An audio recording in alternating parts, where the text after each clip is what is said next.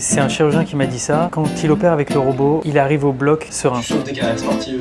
On essaye en tout cas. Wow. On reprend depuis le début. Le robot dont vous parle Michael, ingénieur robot à la clinique Aguilera de Biarritz, c'est un robot qui assiste. Régis et Jérôme sont chirurgiens orthopédistes et c'est vrai qu'ils apprécient bien ce robot. On vous explique pourquoi. Mon métier, c'est de faire l'interface entre le chirurgien et la machine.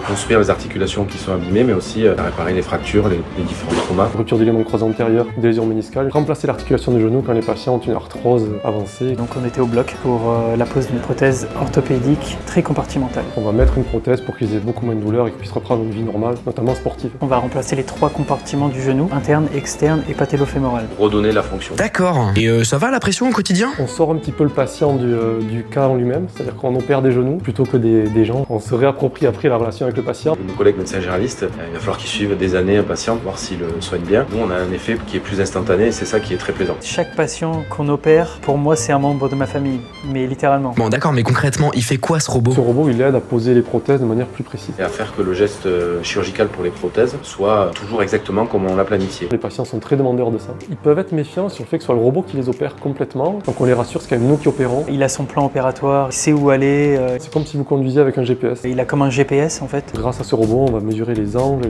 les espaces et on va pouvoir la poser de manière parfaite, on va dire, selon nos critères de chirurgien. Et c'est juste une histoire de précision? On tire moins sur les écarteurs, c'est moins douloureux parce que le robot en fait il permet d'avoir un espace de travail délimité et sécurisé. Et depuis qu'il y a ce robot, vous êtes moins nombreux au bloc? Ou l'équipe est toujours là? Et avec les équipes, ça se passe très bien, elles sont indispensables pour bien travailler. Les gens se connaissent très bien, ce qui permet de créer des affinités, des complicités, des liens. On parlait de la pression tout à l'heure, pour avoir moins de pression, c'est primordial ça. Ce qui me plaît dans ce travail, c'est de faire partie d'un ensemble qui va participer à l'amélioration de la vie des patients. Donc il y a des casques de réalité augmentée qui vont arriver, l'intelligence artificielle qui va envahir nos métiers. J'espère le voir avant la fin de ma carrière pour qu'on puisse en bénéficier et le proposer à nos patients. Donc on reste à l'affût de tout ça. Régis, Michael, Jérôme, merci à vous. On a hâte de voir vos corps de métier s'adapter aux technologies de demain.